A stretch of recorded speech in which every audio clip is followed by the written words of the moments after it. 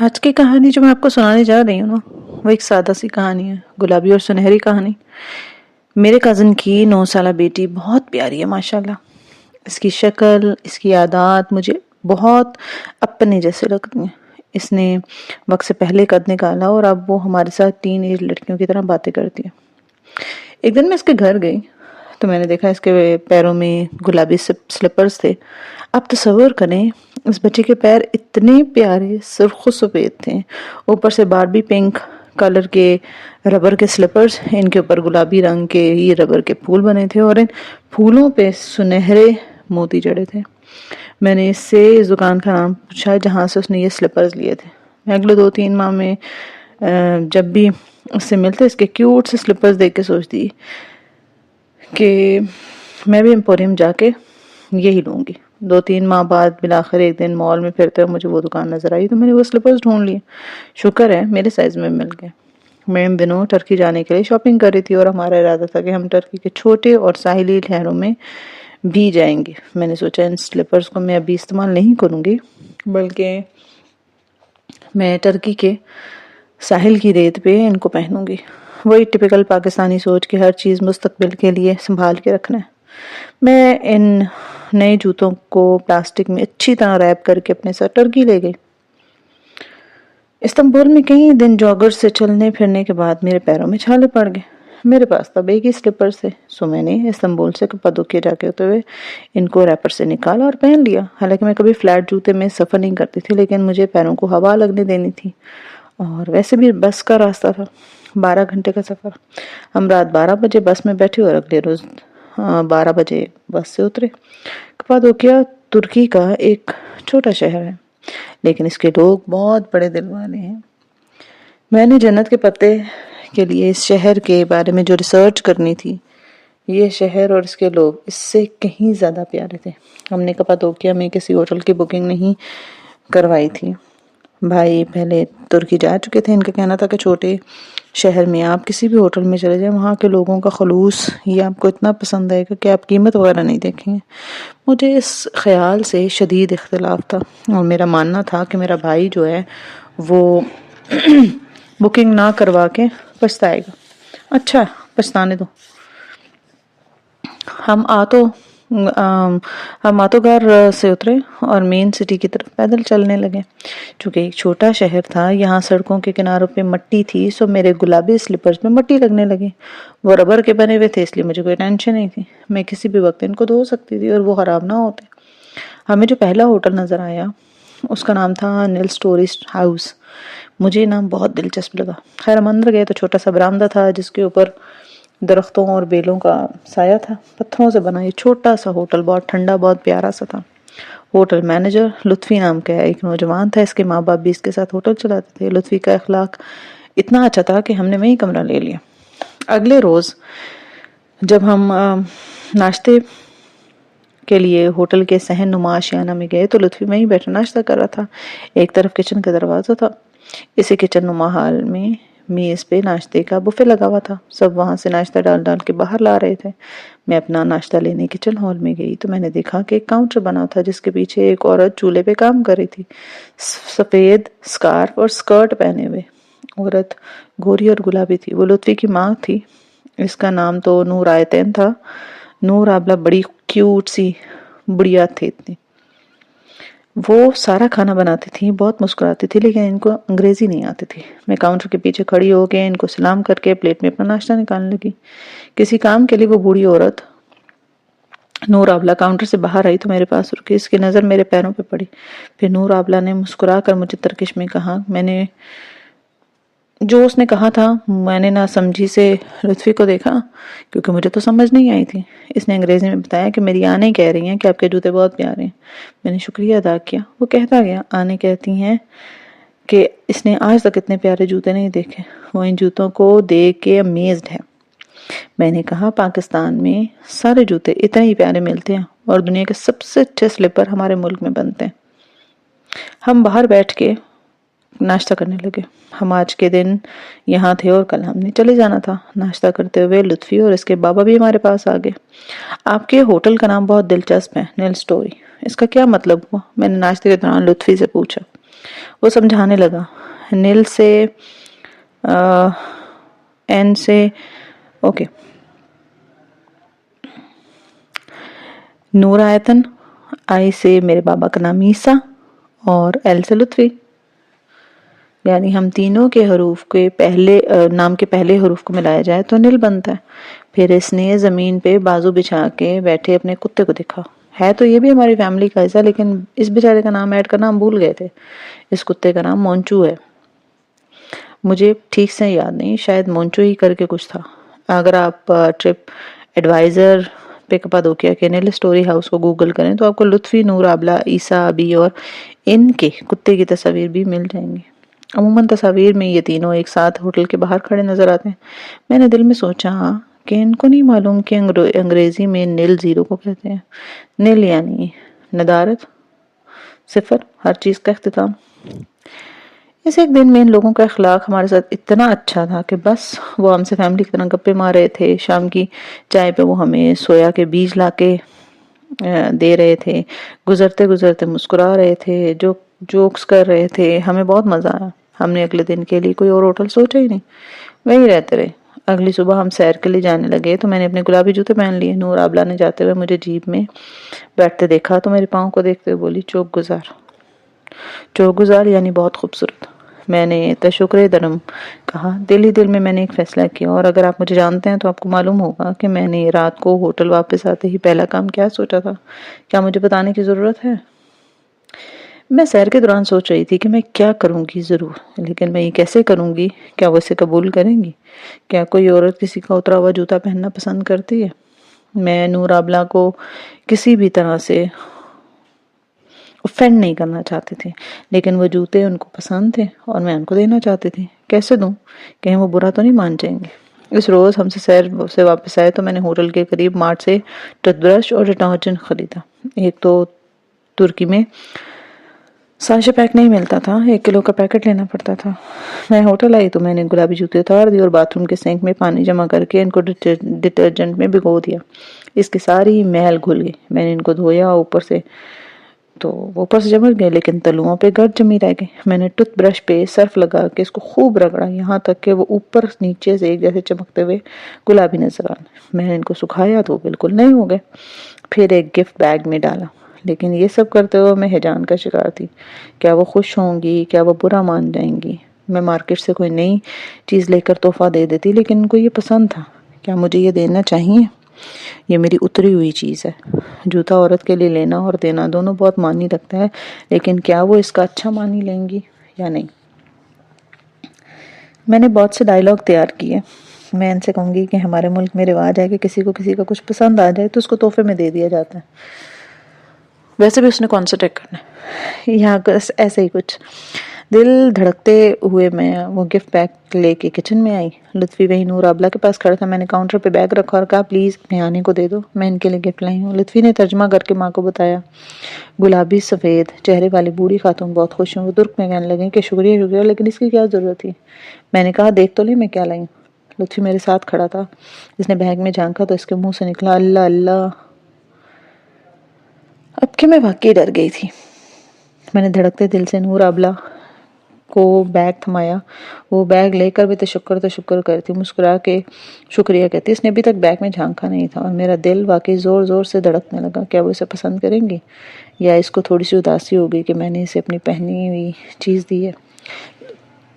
لطفی نے اپنی ماں کے تشکر کی گردان کو ٹوکا. آنے پہلے اندر تو دیکھو. ٹرکش نہ جاننے کے باوجود میں سمجھ گئی تھی کہ وہ ایسے ہی کچھ کہہ رہے. میں بہت ملی جلی کیفیت کا شکار تھی. لطفی کی ماں نے سر جھکا کے اندر دیکھا، بیگ کا دہانہ کھولا، اندر جھانکا.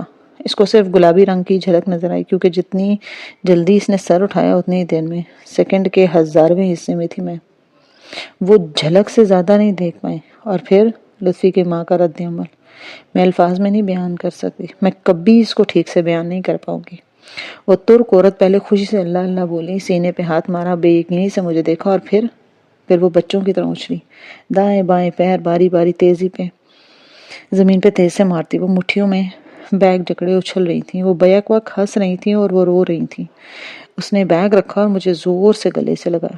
میں لطفی سے کہہ رہی تھی کہ آنے کو بتانا کہ یہ نئے جوتے ہیں، میں نے انہیں صرف 2 بار پہنا ہے. میں نے ان کو صاف بھی کیا ہے، ڈس انفیکٹ بھی کیا، مگر لطفی کچھ بھی ترجمہ نہیں کر رہا تھا، وہ بس مسکرا کے شانے اچکا کے اپنی ماں کو دیکھ رہا تھا، کیونکہ اس کی ماں اس وقت کچھ بھی سننے کی پوزیشن میں نہیں تھی۔ وہ مجھے بار بار گلے لگا رہی تھی، وہ میرے ہاتھ چوم رہی تھی، اس کا چہرہ ان کے جوتوں سے زیادہ گلابی تھا، وہ اتنی خوش تھی کہ میں بیان نہیں کر سکتی۔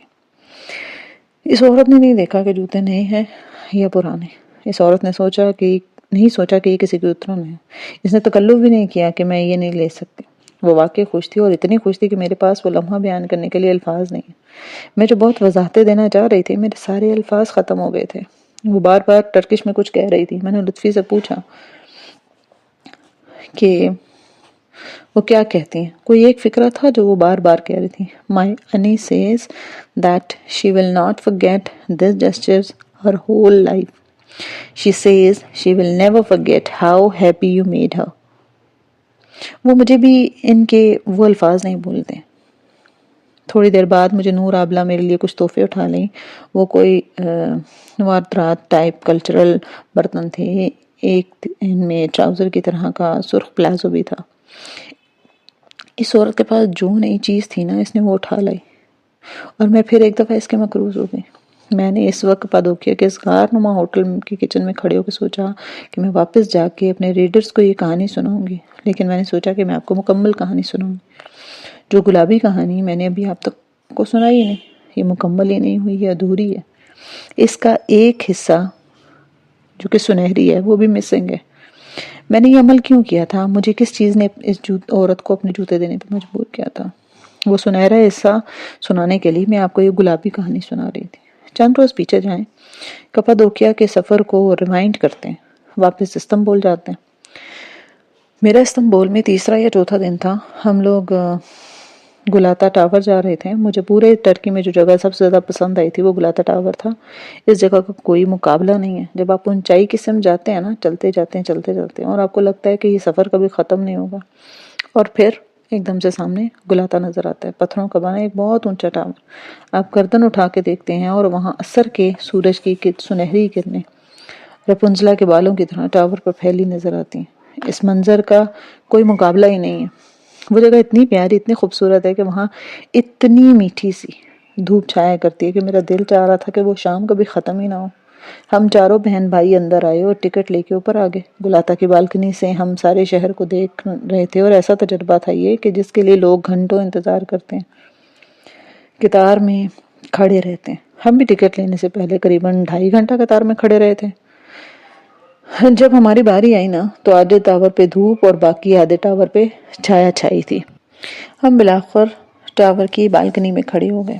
کوئی تنگ سا گول سا راستہ تھا، پورے ٹاور کے گرد گول بالکنی تھی۔ تنگ سی جگہ پہ آپ کچھ دیر کھڑے ہو کے سارے شہر اور باسفورس کا نظارہ کر سکتے تھے۔ نیلے سمندر پہ سنہری کرنیں تھی، ریلنگ پہ آرائش تھی جن پہ محبت کرنے والے کھرچ کھرچ کے اپنے نام لکھ رہے تھے، فلاں پلس فلاں، سادل کا نشان۔ پتہ نہیں وہ بیچارے لگا دوسروں کی زندگی میں پلس ہوتے ہوئے یا مائنس ہو گئے ہوں گے۔ میں سمندر دیکھنے کے بجائے ان بیچاروں کے بارے میں سوچ رہی تھی، جب اچانک محسوس ہوا کہ میرے بالکل بائیں ہاتھ کوئی آن کھڑا ہوا ہے۔ میں نے چونک کر دیکھا تو ایک سفید وردی والا ایک ادھیڑ عمر پولیس آفیسر، اس نے سن گلاسز لگائی تھی۔ میں اس کی طرف چہرہ موڑتی تو دھوپ ڈائریکٹ میری آنکھوں میں آتی، سو میں سمندر اور شہر کو دوبارہ دیکھنے لگا۔ مجھے محسوس ہوا کہ مجھے مسلسل گھور رہا ہے۔ وہ ڈیوٹی پہ معمور تھا اور اس ٹائم ٹاور کے اوپر والی شفٹ پہ ڈیوٹی تھی۔ میں اور میرے بہن بھائی تنگ سی جگہ پہ ساتھ ساتھ کھڑے تھے۔ ہم نظارہ کر رہے تھے، تصاویر کھنچوا رہے تھے۔ ایسے میں کوئی اگر آپ کو مسلسل دیکھے نا تو آپ کو کوفت ہوتی ہے، اور وہ صرف ہم چاروں کو دیکھ رہا تھا۔ ہمارے ساتھ فرانسیسی اور بیلجین سیابی تھے، وہ ان کی طرف متوجہ نہیں تھے۔ میں نے چہرہ موڑ کے سے دیکھا، مسکرا کے سلام کیا۔ اس نے وعلیکم السلام کہا، پھر ہچکچا کے پوچھا can I talk to you, کیا میں آپ سے مخاطب ہو سکتا ہوں؟ اس کی انگریزی دوسرے ترکوں کی طرح تھی، ٹے کو تے اور ڈال کو دال بولتا تھا۔ بھائی اور میں اس کی طرف متوجہ ہوئے۔ جی بتائیں، آپ لوگ کہاں سے ہیں؟ ایک بڑا مسئلہ تھا۔ پاکستانی خواتین عبایا کم لیتی ہیں اور چادر یا شلوار قمیض یا مغربی لباس پہنتی ہیں۔ عبایا سکارف والی لڑکیوں کو ترکی میں عربی یا ایرانی سمجھا جاتا ہے۔ دلچسپی بات یہ ہے کہ سعودیہ میں عرب عورتیں مجھے اور میری بہن کو ترک سمجھتی تھیں۔ ایک عرب لڑکی مدینے میں بڑی خوش میرے پاس آئی اور بولی آپ ٹرکش ہیں؟ میں نے کہا نہیں۔ وہ او کہہ کے مایوس ہو کے پیچھے چلی گئی۔ میں سوچنے لگی کہ ایسا کیوں ہے، تو ہیرا بولی کہ ٹرکش ڈرامے دیکھتی ہوگی، بیچاری سوچتی ہوگی کہ ہم ارطغرل کے کچھ لگتے ہیں، ہم پاکستان سے ہیں۔ ہم نے گلاتا ٹاور کی بالکنی میں کھڑے اس ترک آفیسر کو بتایا۔ اوکے اس نے 2 دفعہ سر ہلایا جیسے وہ کچھ کہنا چاہتا تھا لیکن کہہ نہیں پا رہا تھا۔ آپ پاکستانی کو جانتے ہیں؟ میں نے اس کی حوصلہ افزائی کرنے کے لیے پوچھا۔ یس وی نو پاکستانی، ہم پاکستانی کو جانتے ہیں، ہم پاکستانی کو جانتے ہیں۔ پاک ترک کاردش، یعنی پاک اور ترکی بھائی ہیں۔ اس نے دونوں ہاتھوں کی انگشت شہادت ملا کے کہا۔ سب ترک پاکستان کا نام سن کے کھل اٹھ کر یہی کرتے تھے، لیکن وہ دھیڑ عمر پولیس آفیسر کچھ اور کہنا چاہتا تھا، کچھ ایسا جو دوسرے نہیں کہتے تھے۔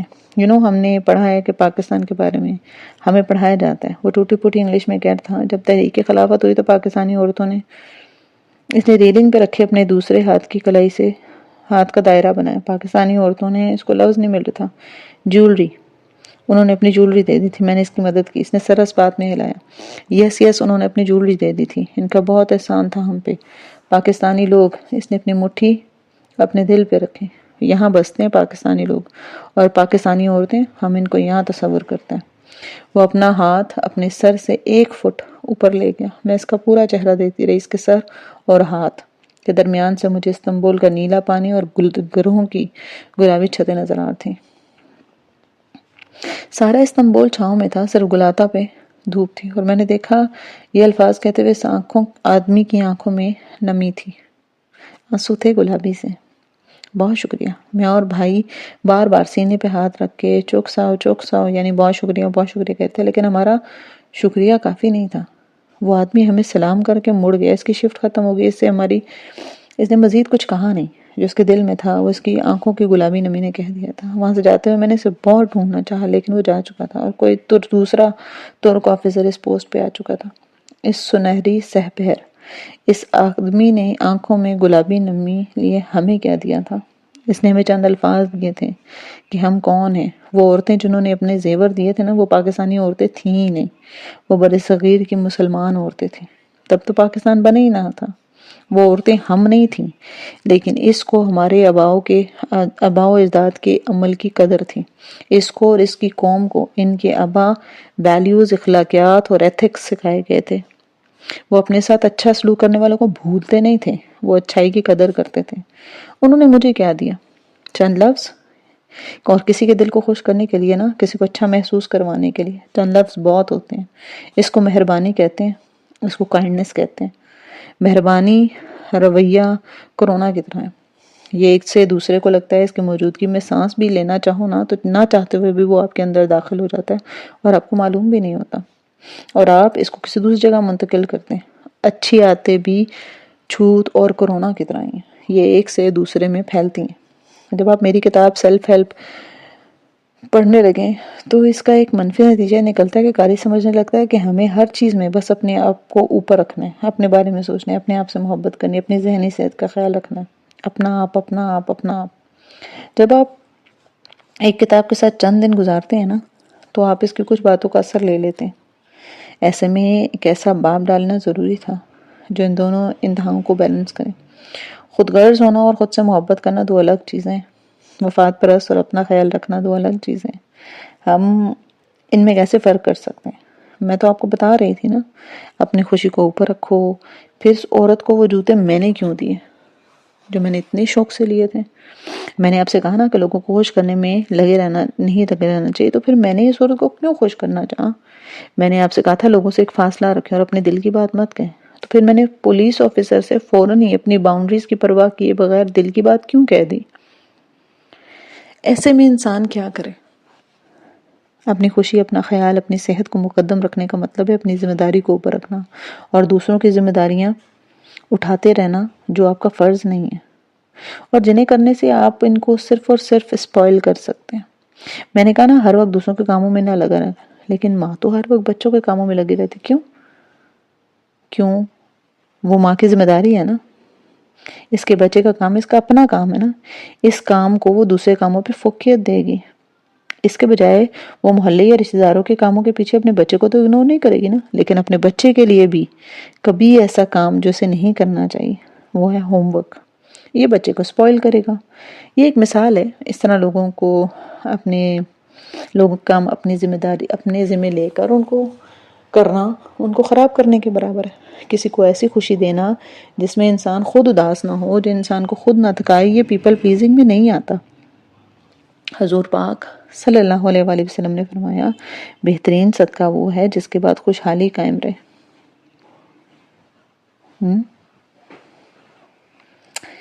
انسان کے اپنے نفس کا بھی حق اس پر ہے۔ ہمیں ایک واضح باؤنڈری کھینچنے کی ضرورت ہے کہ کون سی خوشی ہم کس کو دے سکتے ہیں اپنا سکون قربان کر کے، اور کون سی خوشی ہم کس کو اپنا سکون قربان کیے بغیر دے سکتے ہیں۔ جو کام انسان کسی دوسرے کے لیے کرے اور اس میں اپنے آپ کو بھی تھکائے، لیکن اس کا مقصد اس انسان کی خوشنودی ہو، تاکہ وہ انسان اس سے محبت کرے، اس سے امپریسڈ ہو، اس کو اچھا سمجھے، یہ پیپل پلیزنگ میں آتا ہے نا، کیونکہ اس میں اللہ کی رضا کے لیے تو کوئی کام نہیں ہو رہا نا، بلکہ کسی انسان کی رضا کے لیے کام ہو رہا ہے۔ آپ خیر کثیر کو نہیں پہنچ سکتے جب تک آپ اپنی سب سے محبوب شے اللہ کے لیے قربان نہ کر دیں۔ پھر آپ کے اوپر خیر کے دروازے کھلنے لگتے ہیں، زندگی میں برکتیں نازل ہوتی ہیں، اور وہ محبوب چیز گلابی جوتے بھی ہو سکتے ہیں اور اپنی انا بھی، وہ محبوب شے روپیہ پیسہ بھی ہو سکتا ہے اور اپنی نیند بھی۔ لیکن نیت یہ ہونی چاہیے کہ اگر میں کسی کو اچھا محسوس کروا رہا ہوں تو اس لیے کہ اللہ کے سامنے میرا امپریشن درست ہو جائے، میرے وہ گناہ اور میری وہ خیانتیں جن سے اللہ تعالیٰ واقف ہے وہ میرے اس ایک اچھے کام کی وجہ سے دھل جائیں۔ اپنے قریبی لوگوں کا خیال اتنا ہی ضروری ہے جتنا اپنا۔ پہلے اپنا خیال رکھیں پھر دوسروں کا خیال رکھیں۔ جیسے جہاز میں آکسیجن ماسک گرتے ہیں تو اصول یہ ہے کہ پہلے آپ نے خود پہننا ہے پھر بچے کو پہنانا ہے۔ بچے کو پہلے پہنائیں گے تو مہرانے کے عمل میں آکسیجن کی کمی کی وجہ سے آپ کی جان جا سکتی ہے، اور اگر آپ کی جان چلے گی تو بچے کو کون بچائے گا؟ آپ اگر اپنا خیال نہیں رکھیں گی، دوسروں کا خیال رکھیں گی، تو کسی کا خیال رکھنے کے لیے اپنا خیال رکھنا ضروری ہے۔ آج دنیا میں سب انسان چاہتے ہیں، کیا چاہتے ہیں؟ کامیابی۔ سب کو کامیابی چاہیے، اپنی مخصوص مضبوط شخصیت چاہیے۔ سب کو ایک ورک شاپ سے شروع کر کے چیف بننا ہے،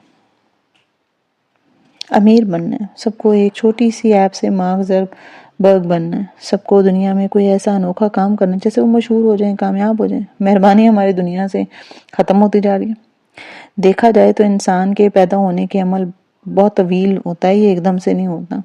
وہ کئی ماہ بعد کمزوری کی حالت میں پیدا ہوتا ہے اور دوسرے انسانوں پہ ڈیپینڈنٹ ہوتا ہے، انحصار کرتا ہے ان پہ، ٹھیک ہے۔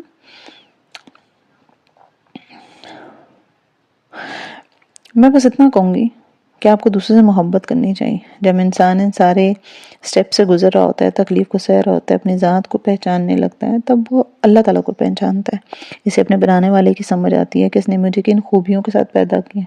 اگر آپ ایک ٹھنڈے مزاج آدمی کا انسان بنتے ہیں تو سب سے پہلے آپ کو اپنے ساتھ تنہائی میں وقت گزارنا ہوگا۔ جب آپ اپنے آپ کو جان لیں گے، اپنے آپ کو معاف کرنا سیکھ لیں گے، تو آپ اللہ تعالیٰ کو پہچان لیں گے۔ اللہ تعالیٰ کے بارے میں آپ کا نظریہ بدلے گا۔ اللہ تعالیٰ آپ کی غلطیاں پکڑنے کے انتظار میں نہیں بیٹھا، اور نہ وہ آپ کو آپ کی ماضی کی غلطیوں یا گناہوں کی وجہ سے ناپسند کرتا ہے۔ اللہ تعالیٰ تو آپ کو بہت دفعہ معاف کرتا آیا ہے اور آگے بھی کرے گا، کیونکہ وہ تو مہربان ہے۔ اسے آپ کا خیال ہے، وہ آپ کو دیکھ رہا ہے، کبھی وہ اپنا پیغام بھیجتا ہے، کبھی اس کی طرف سے خاموشی ہوتی ہے، لیکن آپ کی نظر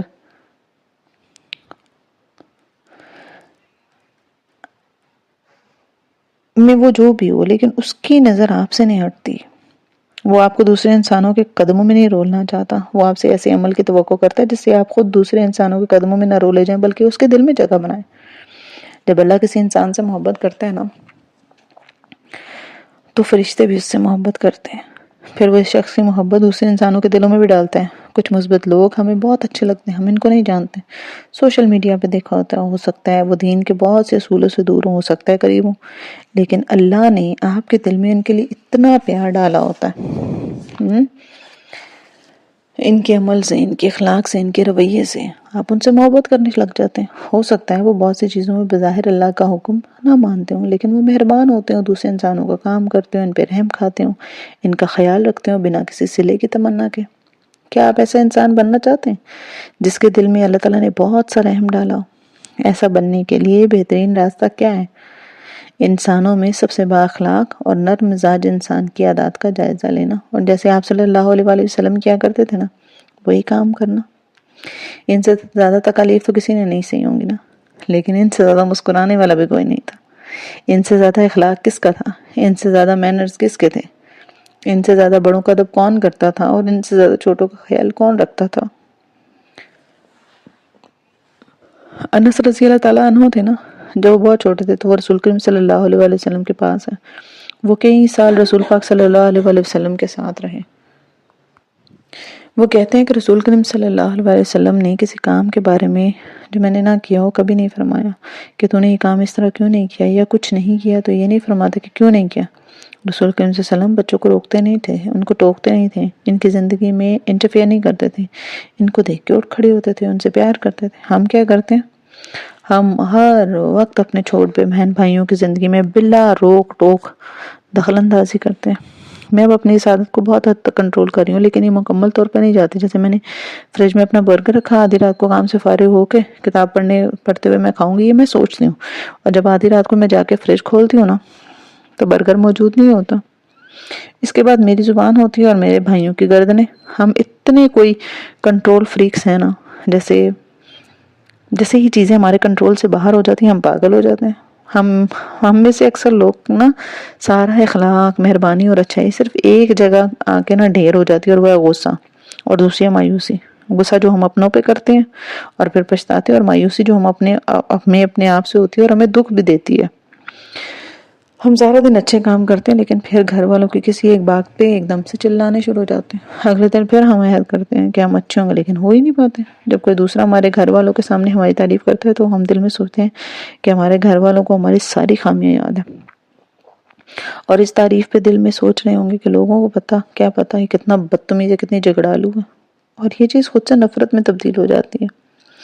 ہم اپنے غصے کو قابو میں کیوں نہیں کر پاتے؟ ہم ہر دفعہ کوشش کرتے ہیں اور ناکام کیوں ہوتے ہیں؟ کیونکہ ہم ہر غلط چیز کو قابو میں کر رہے ہیں۔ ہمیں غصے کو قابو نہیں کرنا، غصہ جب آ جاتا ہے تو قابو ہو ہی نہیں سکتا۔ ہمیں غصہ کرنے والے، ٹریگر کرنے والی چیز کو قابو کرنا ہے۔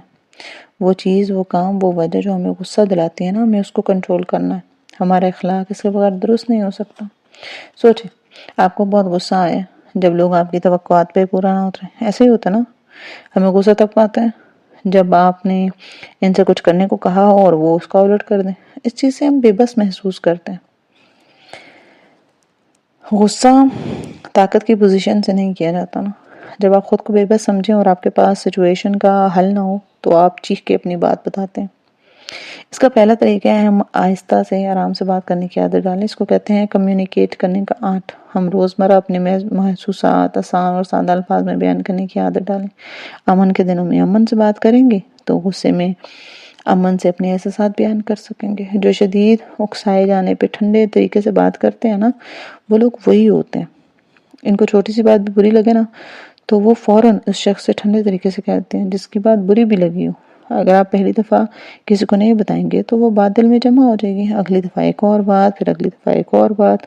آپ بظاہر سمجھیں گے کہ میں برداشت کر رہا ہوں، میں بڑا صابر اور شاکر انسان، لیکن صابر شاکر کو بس ARY میں ہی رہنے دیں۔ آپ نے اپنی پہلی دفعہ ہی محسوسات کسی کو نہ بتائیں تو سب اندر جمع ہو جائیں گی، اور پھر ایک دن لاوا بن کے باہر نکلیں گی، اور آپ ایسی باتیں کہہ دیں گے جس سے آپ بعد میں پچھتائیں گے۔ عموماً ہمارے غصے کا ٹریگر لوگوں کو توقعات پورا نہ اترنے پر ہوتا ہے، تو کیا کریں؟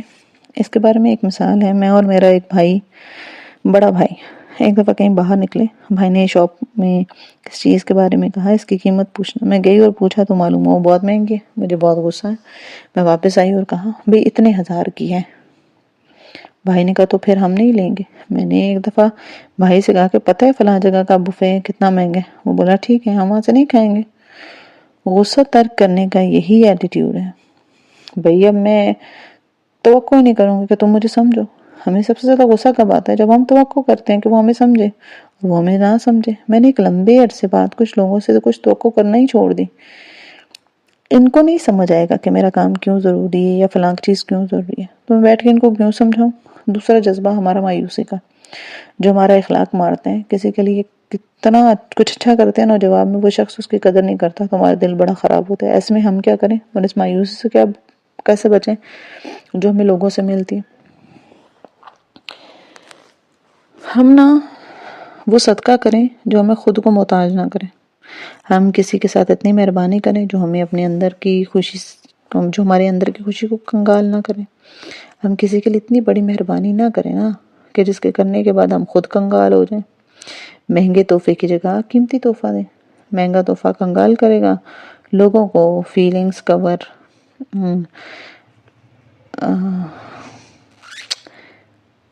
ریسیپروکیٹ کریں. لوگوں کی جو فیلنگز ہیں نا ان کو ریسیپروکیٹ کریں. ریسیپروکیٹ کا کیا مطلب ہوتا ہے؟ وہ جتنا آپ کے لیے محسوس کرتے ہیں ان کے ساتھ اتنی بھلائی کریں. کسی سے آپ کا فارمل تعلق ہے اور وہ آپ اس کے لیے سونے کی انگوٹھی خرید کے لے جاتے تو وہ مہربانی یا بھلائی میں نہیں آئے گا. یہ چیزوں کو اوور ڈو کرنا ہوتا ہے. اللہ تعالیٰ تب خوش ہوتا ہے اگر آپ اس کے لیے ایک پھول لے جائیں، لیکن آپ اتنی مہنگی چیز اس لیے دے رہے ہیں کیونکہ آپ اس کو اپنے آپ سے محبت کروانا چاہتے ہیں، اپنا تعلق بہتر کروانا چاہتے ہیں.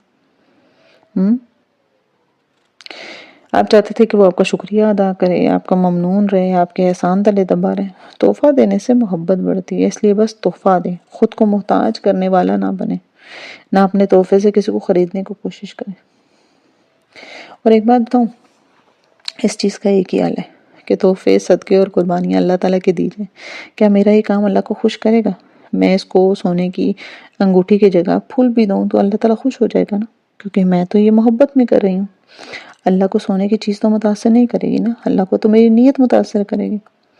اگر افورڈ کر سکتے ہیں تو ضرور دے سونے کی انگوٹھی، لیکن اس لیے کہ اللہ تعالیٰ آپ کے عمل سے خوش ہوگا، اس لیے نہیں کہ وہ چیز اس دوسرے کو میرے احسان تلے دبا دے گی، یا کوئی ایسی چیز دیں جو اس کے کام آ جائے. یوں اپنے تمام اعمال کو اگر آپ سوچ کے کریں گے تو اللہ تعالیٰ ان سے خوش ہوگا. دوسرے انسانوں کو خوشی دے کے ظاہر سی بات ہے ہمیں خود بھی خوشی ملتی ہے، لیکن اگر آپ کسی کو خوشی اللہ کے لیے دیں گے تو اس خوشی کو کوئی چھین نہیں سکتا، کیونکہ صرف اللہ تعالیٰ انسان کو مایوس نہیں کرتا. وہ آپ کے دل میں ایسا سکون ڈالے گا نا کہ آپ کو لگے گا کہ اللہ مجھ سے خوش ہے، اللہ نے مجھے معاف کر دیا، وہ راضی ہے، تو میرے بہت سے بوجھ ہٹا دے گا، وہ راضی ہے اور میں اس سے راضی ہوں. میں نے اس سنہری ٹاور پہ ملنے والے پولیس آفیسر سے کیا سیکھا کہ مہربانی کے کام کرنے کے بعد بڑے بڑے کارنامے کرنے کی ضرورت نہیں ہوتی. ایک اچھی بات اور کسی کو معاف کر دینا اس احسان سے اچھا ہے جس کے پیچھے اذیت ہو. ایک اچھی بات کہہ دینا، کسی کی تعریف کر دینا، کسی کا دل رکھ دینا، کسی کو خوش کر دینا، یہ چوت کی بیماری جیسے کام ہے. کوئی ہمارے ساتھ کرتا ہے، ہمارا دل زندہ ہے تو ہم اس کو آگے پھیلائیں گے. اس آدمی نے اپنی باتوں سے میرا دل خرید لیا. ایک اجنبی ملک میں مجھے خوشی اور عزت ملی. آج انسان کو بڑی بڑی کامیابیاں چاہیے، بڑے بڑے عہدے. کسی پیر فقیر کے پاس جاتے ہیں تو کیا مانگتے ہیں؟ دنیا کی بڑی بڑی چیزیں، میرا رشتہ ہو جائے، میرا ٹرانسفر ہو جائے، باہر کا ویزا لگ جائے. چھوٹی چھوٹیاں خوشیاں مانگنا تو ہم بھول ہی گئے ہیں. پروفیسر ڈیوڈ کہتا ہے ہماری اس دنیا کو نا مشہور اور کامیاب لوگوں کی اتنی ضرورت نہیں ہے جتنی ضرورت امن قائم کرنے والوں کی ہے، تندرست کرنے والوں کی ہے، جوڑنے والوں کی ہے، کہانیاں سنانے والوں کی اور محبت کرنے والوں کی ہے.